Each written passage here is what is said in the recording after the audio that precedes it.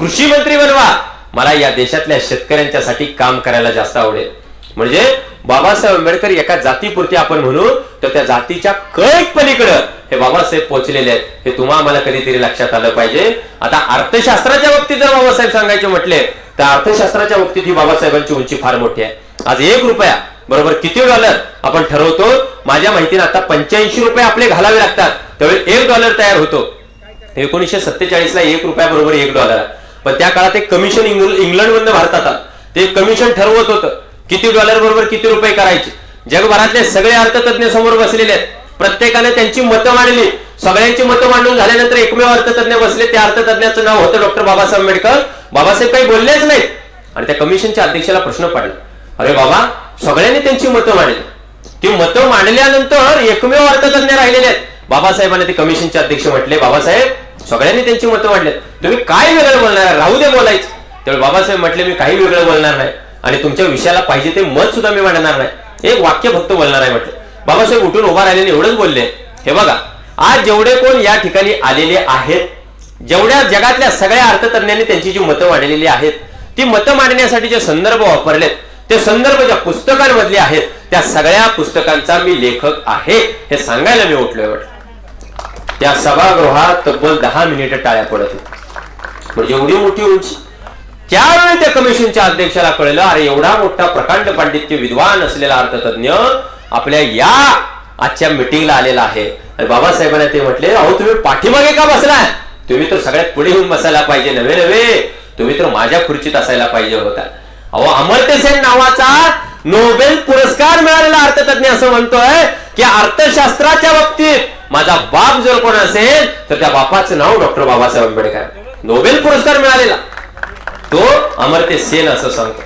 म्हणजे एवढी मोठी उंची आहे. एकाच वेळी राज्यशास्त्रात आहे, एकाच वेळी अर्थशास्त्रात आहे, एकाच वेळी समाजशास्त्रात आहे. एका मिनिटात तुम्हाला सांगतो बाबासाहेब आंबेडकर कोण आहेत.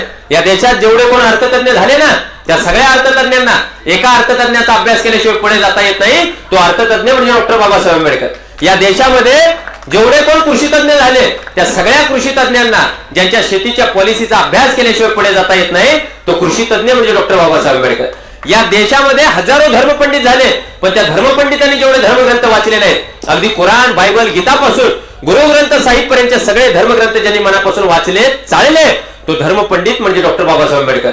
या देशामध्ये 6,500 जाती आहेत, हजारो प्रकारचे पोट जाती आहेत, पण मराठा समाजाला मराठ्याचा, धनगर बांधवाला धनगराचा, मातंगाला मातंगाचा, आदिवासीला आदिवासीचा जेवढा अभ्यास नसेल तेवढा या देशातल्या सगळ्या हजारो जातींचा बारकाईने अभ्यास करणारा माणूस जर कोण असेल तर त्या महामानवाचं नाव आहे डॉक्टर बाबासाहेब आंबेडकर. प्रत्येक क्षेत्राला त्यांचा स्पर्श झाला, लक्षात ठेवा, एक क्षेत्र सोडलेलं नाही. मला कधी कधी असं वाटतंय या देशात जर जात व्यवस्था अस्तित्वात नसती, धर्मवाद अस्तित्वात नसता तर कदाचित सुपरसोनिक नावाचा कॉम्प्युटर डॉक्टर बाबासाहेब आंबेडकरांनी शोधून काढला असता. या देशातले कितीतरी शोध सगळ्यात आधी डॉक्टर बाबासाहेब आंबेडकरांनी लावले असते, कितीतरी आधी. शेतीवरचे सगळ्यात प्रगत तंत्रज्ञान बाबासाहेब आंबेडकरांनी शोधलं असतं, पण त्यांना अभ्यास करावा लागला या देशातल्या अमानुष प्रकारच्या जात व्यवस्थेचा.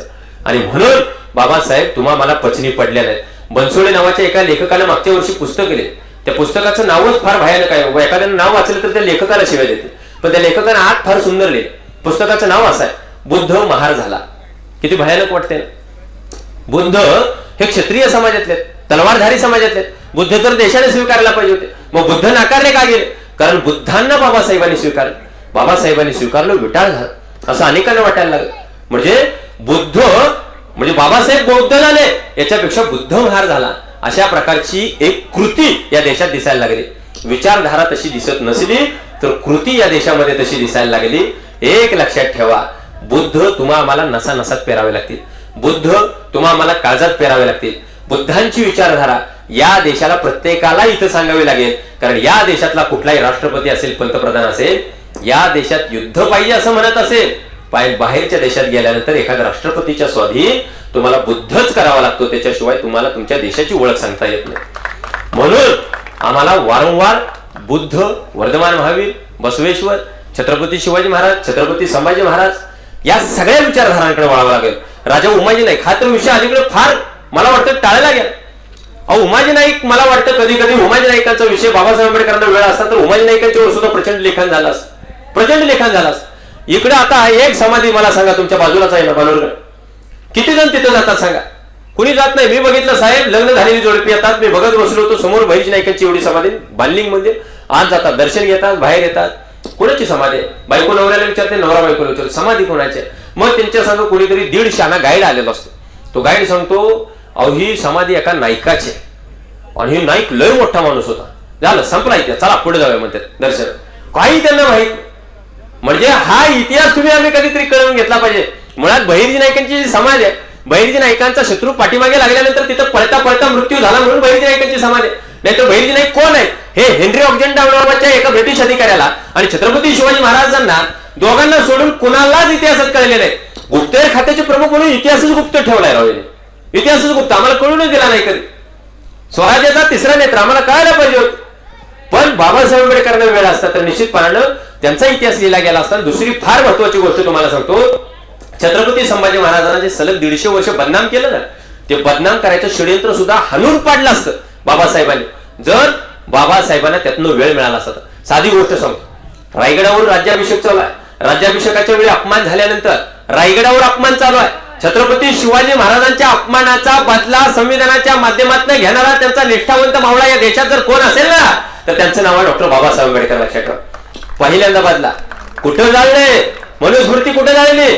महाडला. महाड कुठं आहे? रायगडच्या ठिकाणी. एक त्या रायगडावर एक चौदार तळ्यावर गाणं ऐकलं का? मी 6 तासाचा 10 तासाचा माझा प्रवास असला तर एकच गाणं वारंवार ऐक, मोटिवेट करतं मला ते प्रचंड. 2च राजे इथे गाजले. या या कशावर? सिंहावर म्हटलं कोणतं? सिंहावर का कशावर? 2च राजे इथे गाजले या कोकण पुण्यभूमीवर, एक त्या आणि एक त्या. एवढे 2 राजे आपल्याला कळले. आता या देशाला एवढीच गरज आहे, या देशात सगळं व्यवस्थित चालू शकतं एक पासवर्ड आपल्याला कळाला तर, जय शिवराय जय भीम एवढा एकमेव पासवर्ड आपल्याला कळायला पाहिजे. आणि बाबासाहेब आंबेडकर किती मोठे आहेत, त्यांच्या नावातच आहे. नावात भीमराव आंबेडकर हा शब्द बनलाय कसा बघा. भीक नाही मागना, मग महल में रहना, राज करना, वो वक्त का सदुपयोग करना. आंबेडकर मधला अंधविश्वास में न रहना, बेघर किसी को मत होने देना, डट कर सामना करना, कला में निपुण रहना और रहन सहन का ध्यान रखना. मतलब भीमराव आंबेडकर. साधं सुदन फाटकं जगायचंच नाही. मग तुम्ही शिरा भात खात होता ना, जरा चांगलं खायचं, महागडं खायचं. अहो मी जिथं गेलो ना दिल्लीला, विचारा बेकोशट जेवण किती रुपयाचं होतं दिल्लीला? टोटल किती रुपयाचं? 14 लाख रुपयाची जेवण होते. 14 लाख. आकडा ऐकल्यावर माझ्या फिजा उडल्या. एवढी खर्च करायची तयारी बाबासाहेब हेच सांगतात. गांधी सांगत होते खेड्याकडे चला, खेड्यात देश आहे. बाबासाहेब सांगत होते शहराकडे चला. उलट आहे की नाही? सगळं सगळं उलट. गांधी म्हटले या देशात घालायला कुणाला कपडे नाही, मी उघडा बसणार.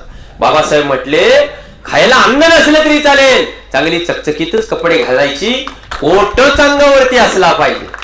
बरोबर आहे का? म्हणजे सगळं उलटी सिस्टीम होत. बाबासाहेबांना खरं कळलं होत.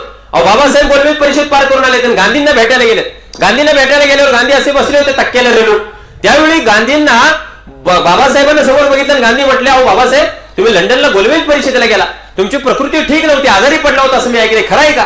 त्यावेळी बाबासाहेब आंबेडकर असं म्हणतायत माझ्या प्रकृतीची चिंता सोडून द्या, पण माझ्या अस्पृश्य समाजाबद्दल तुमची काँग्रेसची काय भूमिका आहे सांगा. आता काँग्रेस म्हणजे काँग्रेस पक्ष नव्हता त्या काळात. काँग्रेस ही देशाच्या स्वातंत्र्यासाठी उभा केलेली राष्ट्रीय चळवळ होती. आता गांधींना तसं विचारल्यानंतर गांधी म्हणतात हे बघा बाबासाहेब, अख्ख्या तुमच्या समाजासाठी मी माझ्याकडचे 20 लाख रुपये खर्च केले. 20 लाख. बाबासाहेब म्हटले हे बघा तेवढे जर 20 लाख मला दिले असते ना तर मी माझा समाज कुठे घेऊन गेलो असतो, तुम्ही मला द्यायला पाहिजे. बापूजी म्हटले मग आम्ही काहीच केलं नाही असं म्हणायचं का? त्यावेळी बाबासाहेब आंबेडकर असं म्हणतायत अहो या देशातल्या प्रत्येक तुमच्या काँग्रेसच्या कार्यकर्त्याला तुम्ही कंपल्शन केलं खादी कपडे घालायचं, पण त्यांना असं नाही सांगितलं की एखाद्या अस्पृश्य समाजाच्या वस्तीत जावा, तिथल्या एखाद्या स्त्रीला घ्या, स्वतःच्या घरात मोलकरणीचं काम द्या. एखाद्या अस्पृश्य समाजाच्या वस्तीत जावा, तिथल्या एखादं पोरगं उचला, त्याला स्वतःच्या घरी आणा, त्याला फुकटा शिक्षण द्या, त्याला जेवू घाला, असं नाही सांगितलं.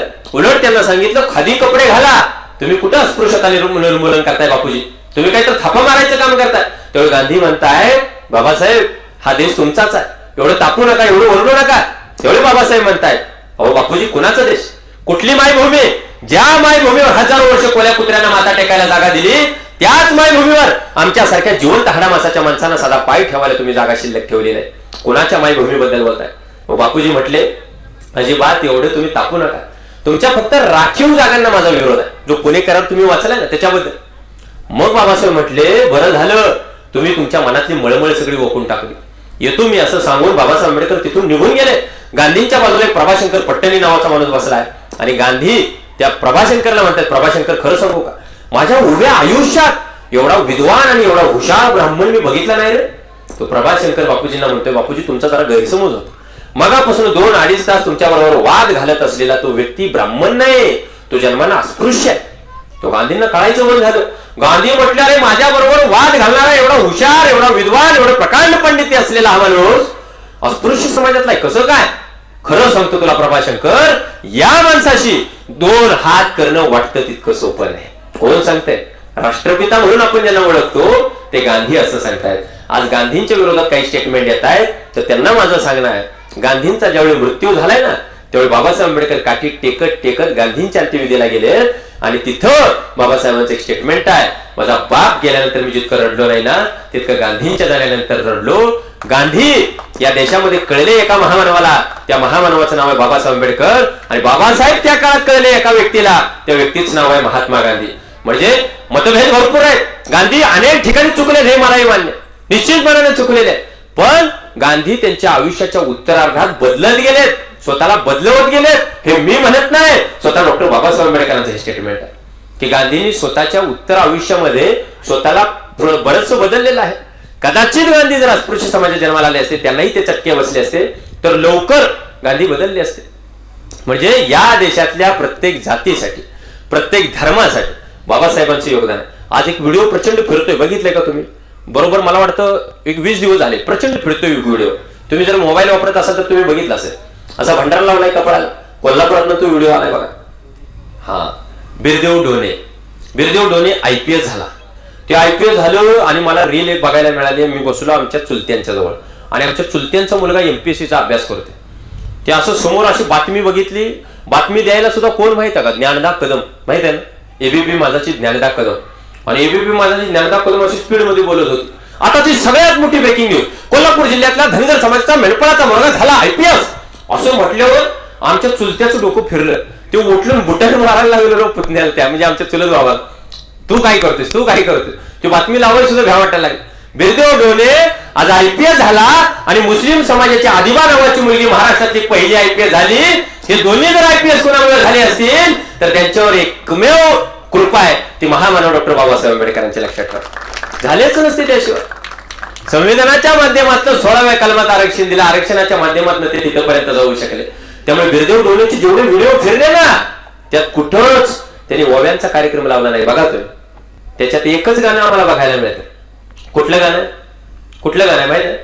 2 गाणी होती. तुम्ही खाता त्या भाकरीवर बाबासाहेबांची सही आहे, आणि दुसरं गाणं मगाशी तुम्ही आल्याबरोबर लावलं होतं, VIP राहणं VIP जगणं, बरोबर.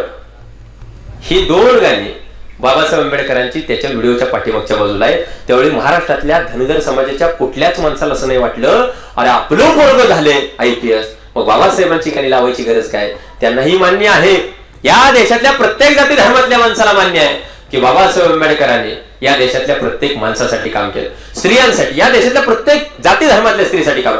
घटस्फोटिताचा कायदा बाबासाहेब आंबेडकरांनी तयार केलाय, दत्तक विधानाचा कायदा बाबासाहेब आंबेडकरांनी तयार केलाय, विधवा पुनर्विवाहाचा कायदा बाबासाहेब आंबेडकरांनी तयार केलाय, हिंदू धर्माचं म्हणाल तर हिंदू मॅरेज ऍक्ट बाबासाहेब आंबेडकरांनी, हिंदू सक्सेशन ऍक्ट बाबासाहेब आंबेडकरांनी तयार केला, Hindu adoption and minority act Babasaheb आंबेडकरांनी तयार केला. काय नाही केलं सांगा? ओबीसी कुणबी समाजाच्या आरक्षणाचा विषय बाबासाहेब आंबेडकरांनी आणला, काही नाही आणलं सांगा? सगळं आणलं. म्हणून नामदेव ढसाळ एका कवितेत फार सुंदर लिहितात. आता नामदेव ढसाळ कोण आहेत नामदेव ढसाळ? ह्यांच्यासाठी टाळ्या वाजवा. तुम्ही जरा अपग्रेड राहा. आता नामदेव ढसाळ कोण मी म्हणत नाही, सेन्सॉर वर्गाला प्रश्न पडला, नामदेव ढसाळ कोण? मग तुला बसवलाय कशाला सेन्सॉर बोर्डावर? अरे भारत सरकार पद्मश्री पुरस्कार देताना काय झोपलं होतं? मग जर ज्या माणसाला पद्मश्री पुरस्कार दिला जात असेल तोच माणूस तुम्हाला जर माहित नसेल तर मग करावं काय? तो माणूस तुम्हाला माहित असायला पाहिजे. नामदेव ढसाळ निश्चितपणे माहित असायला पाहिजे. म्हणजे आम्हाला आतापर्यंत कविता म्हणजे एवढ्याच माहित होत्या, तुझ्या केसात गजरा कसा दिसतो गुलाबावाने, पण शिव्या कधी ऐकल्यात का? त्या कविता वाचताना मला आयुष्यात पहिल्यांदा वाटणार याला कविता म्हणतात काय? एवढ्या शिव्यांचा भडीमार. कामाठीपुराच्या भर चौकात उभा राहून धंदा करणाऱ्या हिजड्याच्या गळलेल्या रक्ताचं रामायण लिहिणारा कवी. मी जरा लई साध्या भाषेत सांगितले तुम्हाला, अजून खाली सांगितलं तुम्ही म्हणणार बाबा तुला आणला कशाला? बरोबर का? नामदेव ढसाळांची ओळख आहे ती नामदेव ढसाळ बाबासाहेबांच्या बाबतीत लिहित आहे, तुझा आवाज हुकमे, तुझ्या हुकमावर कोसळायचं आकाश, चालायचे ऋतू जर तारी मार्गाखे, तुझ्या काशी भांडलास, विस्तवाशी खेळलास, वादळालाही तू दिला संगीत, दुःख दुःखाचं कारण, दुःखातून मुक्ती, परित्यक्त जमिनीवरही तू लावलीस माया, आज आम्ही प्रत्येक माणसातून पाहतोय पलीकडं, एवढं पारदर्शक केलंयस तू भीमा. कोण लिहितंय? नामदेव ढसाळ. वामनदादा कर्णक काय लिहित आहेत बघा, जखडबंद पायातले साखळदंड तटात तट तुटले, तू ठोकतात बंड, झाले गुलाम मोकळे भीमा तुझ्या बळे. म्हणजे प्रत्येक कवी यांच्यावरती व्यक्त होतं, अण्णाभाऊ साठे त्यांच्यावरती व्यक्त होता. जग बदल घालून घाव सांगून गेले मला भीमराव. काही सुचत नव्हतं, जागेवर लिहिलेली कविता आहे बरं का, जागेवर बाबासाहेब आंबेडकरांची शोक सभा आहे आणि एक व्यक्ती अण्णाभाऊंना विचारतो, सगळ्यांनी त्यांची मतं मांडली, तुम्ही काय लिहिताय का नाही? लगेच पेन काढलाय खिशात आणि पटकन सुचलंय त्यांना, जग बदल घालून गाव सांगून गेले मले भीमराव. म्हणजे किती मोठ्या उंचीवरचे विचार करा.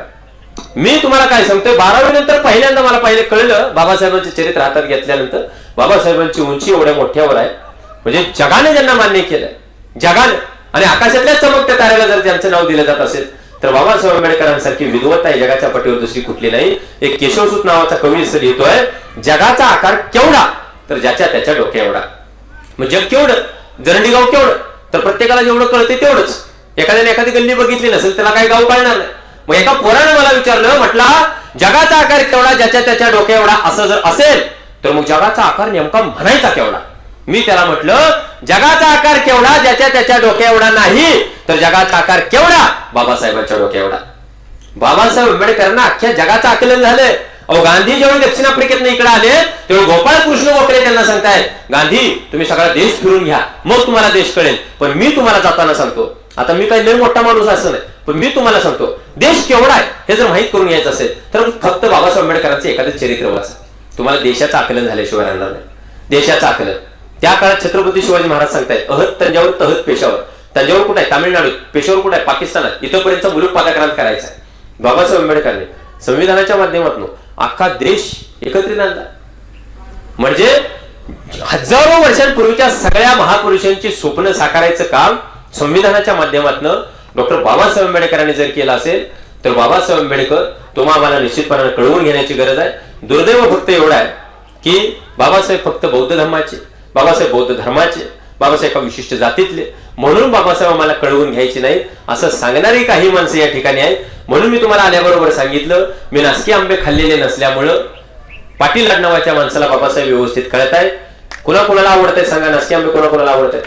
नासका आंबच कुणाला आवडत नसते, आवडते का? तांब्या सीझन चालू आहे का? कुणालाच आवडत नसते. तर ते तसं काय असेल तर आता तर त्याच्या पलीकडे काही गोष्टी तयार झाल्या. एक तिथनं आमच्या गाडीच्या समोर येताना काही 4-5 कुत्री आडवे आहेत.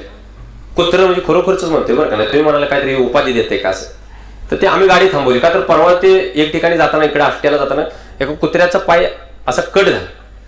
ते आमच्या पुढे गाडी होती, ती गाडी धडकली त्याला, ती गाडी काही थांबलीच नाही. मी तिथे थांबलो. मग त्यांचा एक नंबर असतो आपला कसा ॲम्ब्युलन्सचा 108 आहे तसा सांगितले की अशोक लकडे म्हणून ते प्राण्यांची सेवा करतात. मग मी त्यांना फोन केला, त्यांनी मला एका ॲम्ब्युलन्सचा नंबर दिला आणि ते कुत्र जखमी अवस्थेत होतं, बघवत सुद्धा नव्हतं. मी त्याच्या जवळ गेलो पण ते कुत्र त्याच्या बाजूला आणखी 1-2-4 कुत्री होती, ती जवळ येऊ देत नव्हती. म्हणजे त्यांचं प्रेम किती असतं बघा एकमेकांवर. तर त्यांना फोन करून त्यांची ॲम्ब्युलन्स आली, ते त्यांना घेऊन गेले आणि त्याच्या पायावर त्यांना उपचार केले. हे मला का कळू शकलं? ही कळव काळजात असावी लागते, मेंदूत असून चालत नाही. पण कुत्र्यांचं सांगतोय असं की कुत्र्याचा वाद महाराष्ट्रात तयार झाला, माझ्या दारातल्या कुत्र्याचा सुद्धा मला राग यायला लागला, दारातल्या कुत्र्या सुद्धा. आता मी बाबासाहेब आंबेडकरांचे चरित्र हातात घेतला. अवताडीकर नावाच्या एका व्यक्तीने लिहिले, अवसाडीकर. तर त्यांनी असं लिहिलं, बाबासाहेब आंबेडकरांच्याकडे टॉबी नावाचा कुत्रा होता बाबासाहेब आंबेडकरांच्या, आणि टॉबी नावाचा कुत्रा बाबासाहेबांच्या निधनानंतर प्रचंड रडला आणि धक्क्यानं मेला. कोणाकोणाला पटते? त्यांनी हात वर केला. पटते का? आता तुम्हाला एक सांगतो, मुद्दाम एखाद्या महापुरुषाचं चरित्र बदनाम करण्यासाठी अशी काही गोष्टी घुसडायच्या जेणेकरून एखादा चमत्कार उभा राहील. बरोबर आहे का साहेब? बरोबर आहे. हा, आता आपण तोच विषय आहे तिथं सुद्धा, रायगडचा विषय.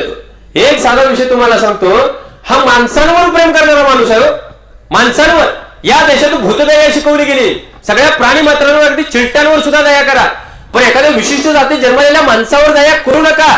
पण तरी बाबासाहेब आंबेडकरांनी सगळ्यांच्या कर्जात दया पेरलेली आहे. माणसांबद्दल, माणसांवर प्रेम करणाऱ्या माणसाचं चरित्र बदनाम करण्यासाठी अशी काहीतरी उदाहरणं घुसडायची मुद्दाम.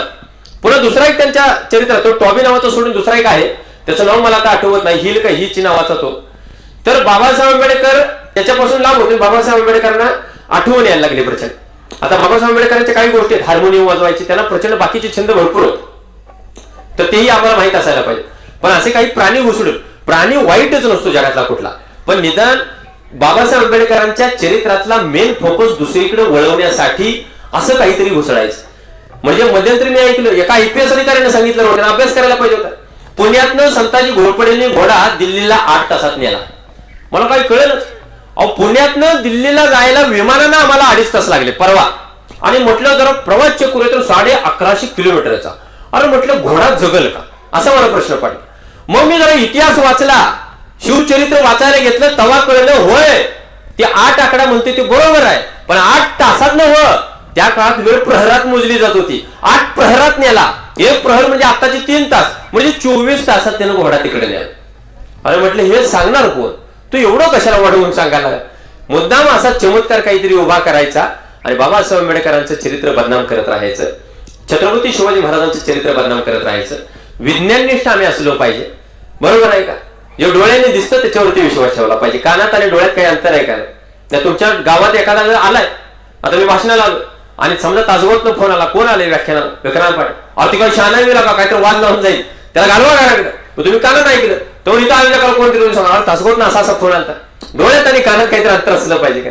माझे व्हिडिओ तुम्ही बघितले असतील. हा माणूस जर इथंपर्यंत, आता मी मस्त तोंडाने सांगेल, मी लातूरला गेलो, मी पनवेलला गेलो, तुम्ही बघा ना गेले काही खरं गेले का बघा, का नुसतं थापाला होते, बरोबर आहे. तुम्ही बघितलं पाहिजे, फॅक्ट चेक केले पाहिजे, विज्ञाननिष्ठ असलो पाहिजे, आपण वस्तुनिष्ठ असलो पाहिजे, वस्तुस्थितीवर विश्वास ठेवला पाहिजे. नाही तर बरेच जण असतात सगळी गरिबी संपवता येते, सगळी गरिबी. मग बाबासाहेब आंबेडकर निवांत राहिले असते तर, बाबासाहेबांनी वाचनच केलं नसतं तर. किती वाचन करतात, किती वाचन करावं सांगा. एका तासात एक माणूस किती वेळ वाचू शकतो, किती वेळ वाचू शकतो. बाबासाहेब आंबेडकरांनी लंडन मधनं भारतात येईपर्यंत, मुंबईपर्यंत जो बोटीचा प्रवास आहे ना, तो प्रवास 64 तासांचा केला. पण 64 तासात माणूस झोपायला पाहिजे. 64 तासात बाबासाहेब आंबेडकरांनी एका पुस्तकाची 8000 पानं वाचून पूर्ण केली. म्हणजे तीन खंडात होतं पुस्तक, 8000 पानं 64 तासात.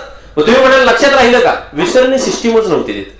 प्रचंड ब्रिलियंट. कॉम्प्युटर मधला डाटा जाईल तुमचा दुसरीकडे, पण बाबासाहेब आंबेडकरांचा मेंदू एवढा जबरदस्त आहे, तिथला डाटा दुसरीकडे कुठे जाऊ शकत नाही. एवढं वाचन, पण तरी एवढं वाचून आम्हाला बाबासाहेब सांगतायत आपल्या हातातल्या रेषेवर आपलं भविष्य ठरू शकत नाही, आपल्या लिहिलेल्या कुंडलीवर भविष्य ठरू शकत नाही. आपलं भविष्य कशावर ठरू शकतं, आपल्या स्वतःच्या हिकमतीवर आणि डोक्यामध्ये शाबूत असलेल्या मेंदूवर. त्यावेळी बाबासाहेब पुढे जाऊन सांगतायत या देशामध्ये अनेक महिलांच्या अंगामध्ये भूत येतात, देवी देवदेवता येतात. ज्या दिवशी या देशातल्या प्रत्येक महिलेच्या अंगामध्ये छत्रपती शिवाजी महाराज नावाचं, न्यूटन नावाचं, आईन्स्टाईन नावाचं भूत येईल ना, त्या दिवशी अख्खा देश बदलेल. कोण सांगते, बाबासाहेब आंबेडकर. तरी आम्हाला कळत नाही. तरी मग गावागावातल्या कुठेतरी अंगात येतात, ते म्हणतात नाही नाही असं झालं तरच आम्ही बदलू शकतो. आता अनेकांनी मला सांगितलं हे सांगू नका, हे लय वाईट आहे. अरे विक्रांत पाटील घाबरतो तर मग बाबासाहेबांच्या विचाराचा कसला. राह में खतरे बहुत है लेकिन ठहरता कौन है, मौत कल आती है आज आ जाए डरता कौन है, तेरे लश्कर के मुकाबले में अकेला हूं मगर फैसला मैदान में होगा कि मरता कौन है. घाबरायचं कशा. आणि जी माणसं अशी काहीतरी सातत्याने टीका करतात, आज आपल्या हातात कायदा आहे, कायद्याचं राज्य म्हणूनच शांत. विक्रांत पाटील काही माईकवर भाषण देत बसला असता, 156 147 घेऊन फिरला असता. जे ऐकत नाही ते काय डायरेक्ट गोळी घालायची. देशात कायद्याचं राज्य हो, बरोबर आहे का. म्हणजे एक साधा विचार करा, आम्ही घरामध्ये विषारी साप सुद्धा पाळले असते, बुद्ध आम्हाला कळले नसते तर अशा माणसांना घरामध्ये सुद्धा जाऊन जाळलेले असते. शक्य होतं का नव्हतं, बुद्धच कळले नसते. पण या देशामध्ये पहिल्यांदा अहिंसेची गरज आहे हे बुद्ध सांगतायत, बाबासाहेब तेच सांगतायत. आणि छत्रपती शिवाजी महाराजांच्या सगळ्या मोहिमा मी बघितल्या, सगळ्या मोहिमांचा अभ्यास केला तर ते सगळे मोहिमा आहेत ना, ते बौद्धकालीन व्यापारी मार्ग आहेत. रायगडकडनं पन्हाळ्याला येणारा बौद्धकालीन व्यापारी मार्ग आहे, तिकडनं मुंबईला जाणारा मार्ग बौद्धकालीन व्यापारी मार्ग आहे. म्हणजे शिवरायांनी त्याच्यावरती किती बारकाईने अभ्यास केला असेल असा मला प्रश्न पडतो. या देशातल्या प्रत्येक माणसानं बुद्धांच्यावर व्यवस्थित अभ्यास केलाय. फक्त बुद्ध भारतभर व्यवस्थित आणखी दुसऱ्यांदा जर कोणी पोहोचवली असेल, त्याला नवसंजीवनी जर कोणी दिली असेल त्या विचारांना, तर ती बाबासाहेब आंबेडकरांनी दिली. त्याच्याशिवाय बुद्ध आम्हाला कळणं शक्य नव्हतं. आता सांगा किती वेळ झाला तुमचा पुढचा कार्यक्रम कधी चालू होणार का. आमचं पुढचं अजून कोण आलं नाही तर तू बोलत बस असं आहे. ओके, त्याने मला सांगितलं 340 341 याच्याबद्दल सांगा. कलमाबद्दलच म्हणता ना तुम्ही. हा तुमचं नाव काय सर परत एक सांगा. हो हेच आहेत. त्याला मागच्या वर्षी भेटलो, डायरेक्ट परत इथंच भेटलो. त्याचं नाव घेतलं मी सुरुवातीला आल्यानंतर. ते हे प्रचंड अभ्यास होईल बरं का. म्हणजे ते ज्या अर्थी आपल्याला सांगतात 340 आणि 341 सांगा, तर त्या अर्थी ते प्रचंड अभ्यास आहे. 340, 341 आणि 342 असे 3 कलम. आता मला सांगा, बाबासाहेब आंबेडकर जर अस्पृश्य समाजात आहे आणि SC कॅटेगरीमध्ये, तर पहिलं कलम कुठलं लिहायला पाहिजे होतं? स्वतःच का दुसऱ्याच? पहिलं लिहिलं 340. 340 कलम कशाचं आहे? ओबीसीच. 341 कलम SCच आहे आणि 342 कलम जे आहे ते STच आहे, म्हणजे शेड्यूल ट्राईबचं आहे. आता अनेकांना थोडं सविस्तर सांगू का? ओबीसी मध्ये या देशात 3743 जाती आहेत, लक्षात घ्या. आणि महाराष्ट्रामध्ये 360 जाती आहेत ओबीसी मध्ये. SC मध्ये महाराष्ट्रात 59 जाती आहेत आणि ST मध्ये 57 जातींचा समावेश आहे. आता या सगळ्या जातींचा जर तुम्ही हिशोब केला तर तो जवळपास माझ्या माहितीनं 4,500-5,000 कडे जातो सगळ्या जातींचा. या सगळ्या जातींवर मी म्हणतोय, धाडसानं सांगतो, अनंत उपकार जर कुणाचे असतील तर त्या महामानवाचं नाव डॉक्टर बाबासाहेब आंबेडकर आहे. पहिली गोष्ट.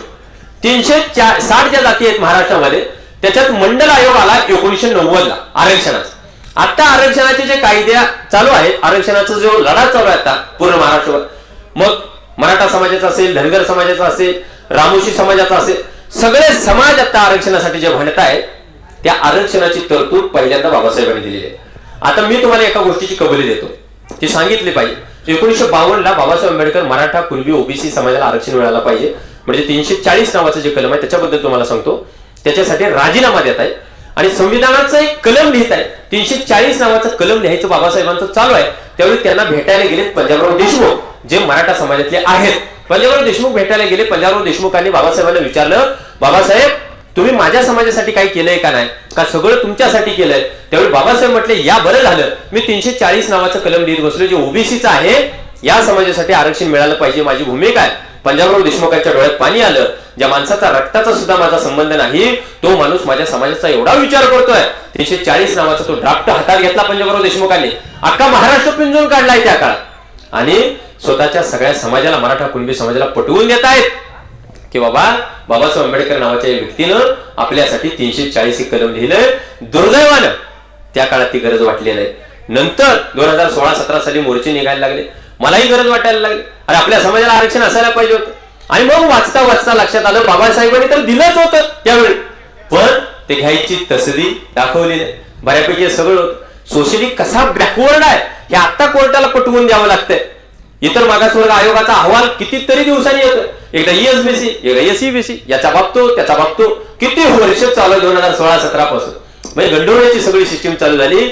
आता जर बाबासाहेब आंबेडकर असते तर तुम्हाला सांगू का, मी जरांगे पाटलांच्या नेतृत्वात तिथं काम केलं आणि पहिल्यांदा मला कळलं जरांगे पाटील महाराष्ट्राला खटकले का. त्याचं एक कारण सांगतो. जरांगे पाटलांनी जाता जाता नांदेडमध्ये बाबासाहेब आंबेडकरांच्या पुतळ्याला हार घातला, जय भीम लिहिलेला निळा गमच्या स्वतःच्या गळ्यामध्ये घातला.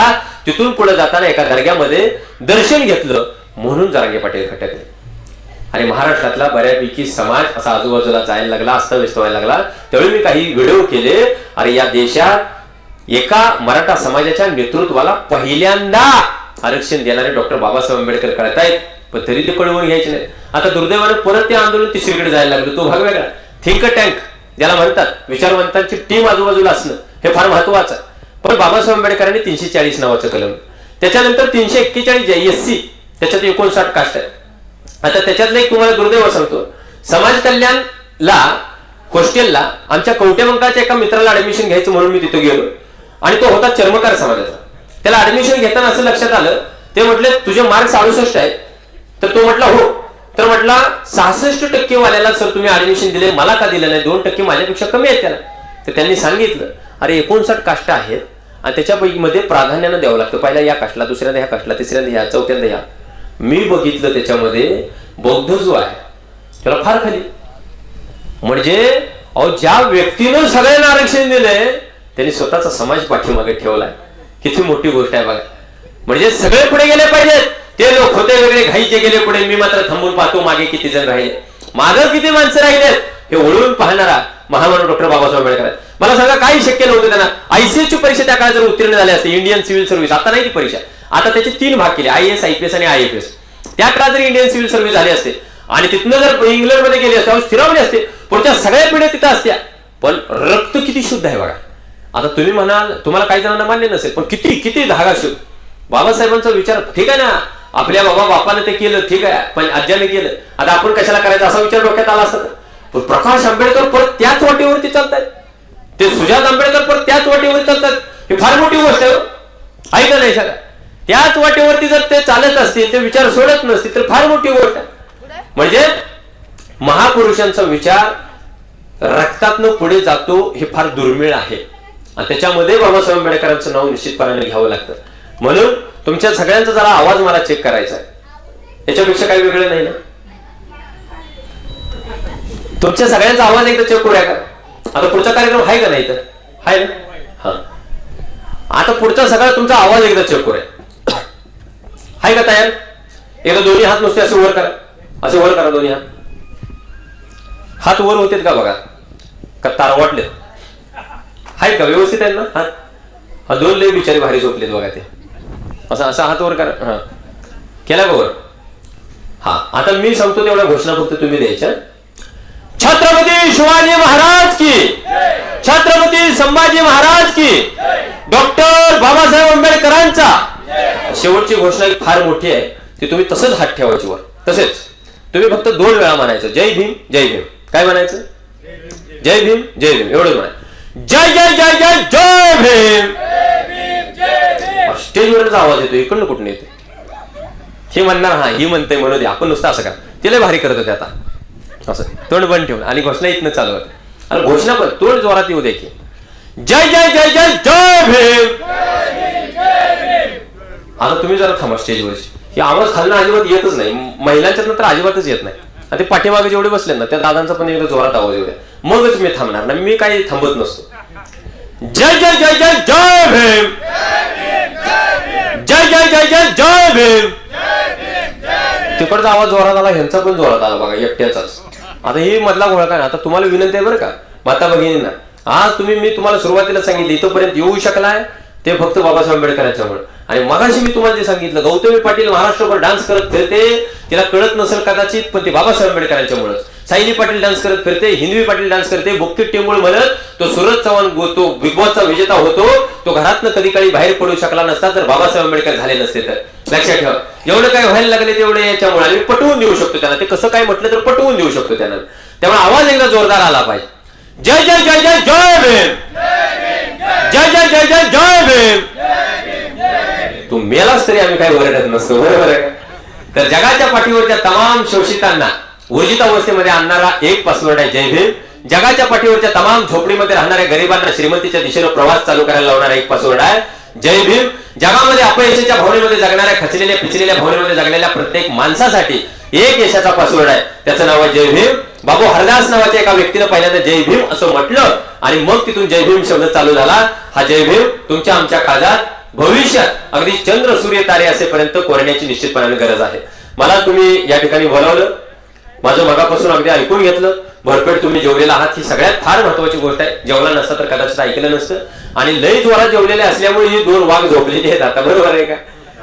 हा, म्हणजे लहान आहे. आम्ही लहानपणी असंच करायचो, एखाद्याचं भाषण चालू झालं की तू बोंबल हो असं. अहो डान्स चालू झाला तर आम्ही 2 डान्स बंद झाले की आम्ही लगेच झोपायचो, म्हणजे एवढी खतरनाक सिस्टीम होती. तर तुम्ही मगापासून मला ऐकून घेतलं, मगापासून एवढं शांत बसला, मी आपल्या सगळ्यांचं मनापासून ऋण व्यक्त करतो. पुढच्या बौद्ध पौर्णिमेला सगळ्या प्रतिमा तुम्ही अशा वर ठेवा. पुढच्या बौद्ध पौर्णिमेला जय भीम नावाची घोषणा याच्यापेक्षा दुप्पट मला कोणी जरी इथं आला तर त्याला निश्चितपणे ऐकायला हवे. तो आवाज रेकॉर्ड करा, महाराष्ट्रभर सोडा. दर्डी नावाचं गाव त्यानिमित्तानं खरं तर सगळीकडे पोहोचल, बरोबर आहे. म्हणजे एवढं सगळं करा. पुन्हा एकदा मनापासून आपल्या सगळ्यांचं ऋण व्यक्त करतो आणि थांबतो. धन्यवाद.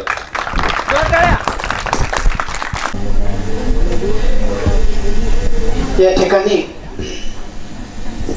आपल्या जरंडी गावामध्ये व्याख्यानाचा कार्यक्रम होणं हे अपेक्षित होतं आणि ही कार्यक्रमाची सुरुवात आहे.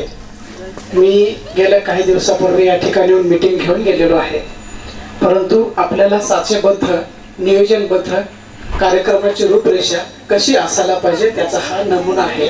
आणि म्हणून या ठिकाणी हा व्याख्यानाचा कार्यक्रम या ठिकाणी आयोजित केलेला आहे. पहिल्यांदा प्रथम तुम्हाला मी सांगत आहे, कारण बाबासाहेब आंबेडकरांनी सांगितलेला आहे, कार्यकर्ता हा प्रशिक्षित असायला पाहिजे. आणि प्रशिक्षित कार्यकर्ता हा, त्याला कितीही तुम्ही निंदा करा, तो कधीही वाया जात नाही, कधीही वायपट बोलत नाही. कारण तो मांजरीचा पिल्लासारखा असतो. मांजराला कसंही टाकलं तर तो पायावरच पडत असतं मांजर. आणि त्या पद्धतीनं ह्या समाजातल्या कार्यकर्त्यांनी प्रशिक्षित होणं गरजेचं आहे, हा याचा मुद्दा आहे. आणि म्हणून या ठिकाणी एक बोलतो, बाबासाहेब आंबेडकरांच्या बद्दल आपल्या सर्वांना माहितीच आहे.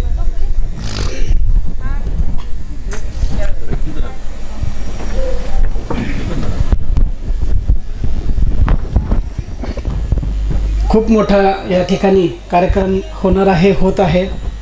याच्या पुढे बरेच कार्यक्रम होणार आहेत. महिलांना विनंती आहे, मगाशीच मी म्हटलेलो आहे की एक वेळचं जेवण थोडंसं कमी करा. मी सकाळी या ठिकाणी येऊन गेलेलो आहे. सकाळी येऊन गेल्यानंतर त्याचं कारण असं होतं की या ठिकाणी सुरुवात ही आपली आज मात्र दिन असल्यामुळं आपण हा सुरुवातीचा विषय होता. सकाळी बुद्धवंदना करायची होती. सकाळी बुद्धवंदना झाल्यानंतर आपण कार्यक्रमाची रूपरेषा कशी असते, काय असते ते आपल्याला पाहायचं होतं. आणि त्यानंतर आपण संध्याकाळचा हा कार्यक्रम अतिशय उत्तम झाला असता. परंतु वेळेचा आणि संयोजनाचा, नियोजनाचा अभाव असल्यामुळं हा कार्यक्रम थोडासा विचलितपणा दिसला.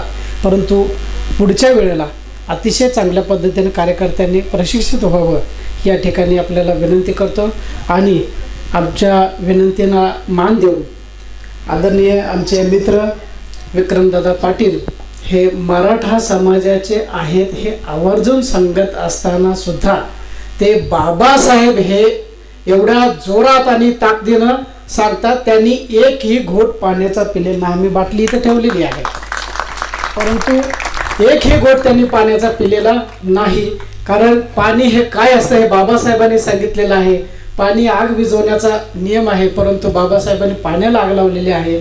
आणि म्हणून ते सुद्धा पाणी बाबासाहेबांचं, म्हणजे एवढा विचार बाबासाहेबांचे आमच्या विक्रमदादा पाटील यांच्या मनात आहेत, शरीरात आहेत. आणि म्हणून त्यांचं या ठिकाणी जरंडी गावाच्या वतीनं, आमच्या बौद्ध समाजाच्या वतीनं त्यांचं या ठिकाणी मी आभार व्यक्त करतो, धन्यवाद देतो.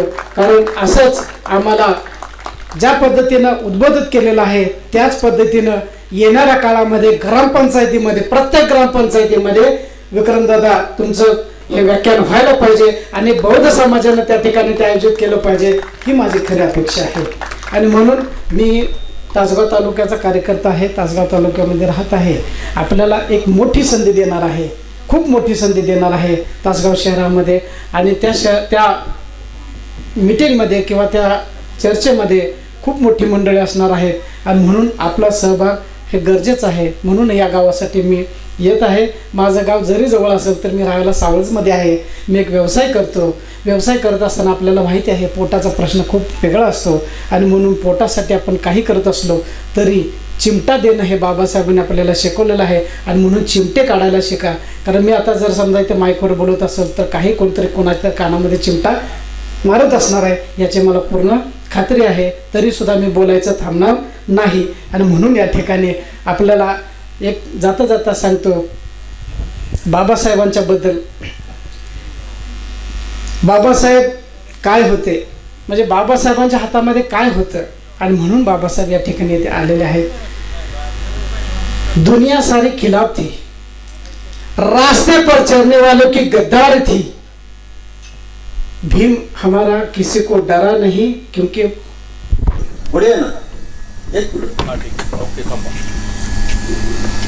डॉक्टर बाबासाहेब आंबेडकरांचा ठीक आहे